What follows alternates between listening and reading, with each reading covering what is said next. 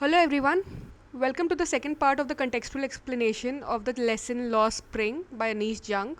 We'll continue now. The lesson is called I Want to Drive a Car.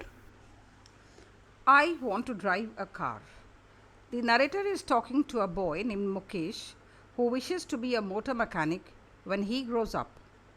He lives in Firozabad, the town of bangle making.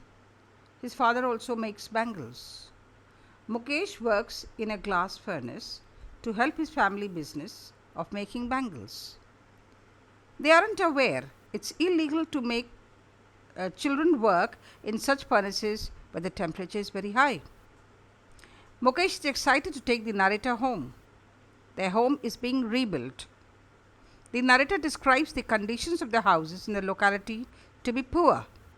The houses are overcrowded and have wobbly doors.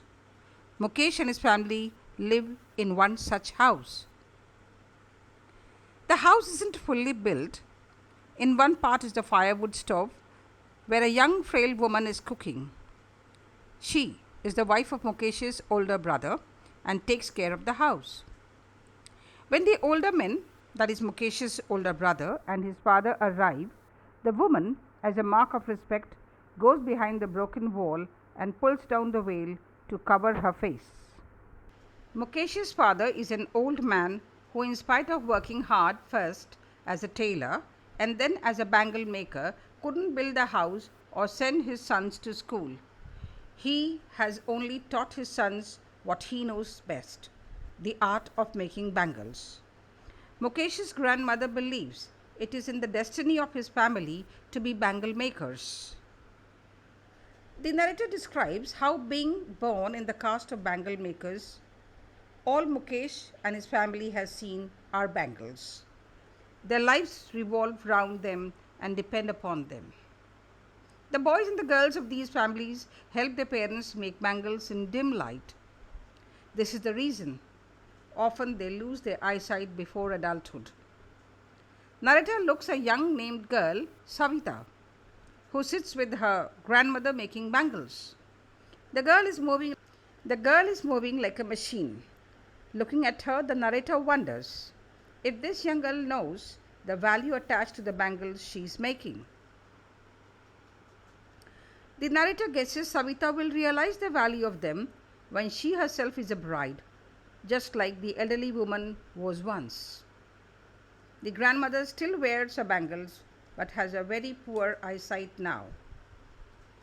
The elderly woman complains about how, in all her lifetime, she never has had a complete meal. To which her husband replies he only knows how to make bangles and all he has done is to build a house for his family to live in. One may wonder if he has achieved what many have failed to achieve, a roof over their heads. The impoverishment is in the air. They haven't been able to earn more than it is required to keep their businesses running, not even to eat properly. The young people live in the same conditions as their parents did and have similar complaints. Only a little has changed in Firozabad and years of poverty has killed all dreams.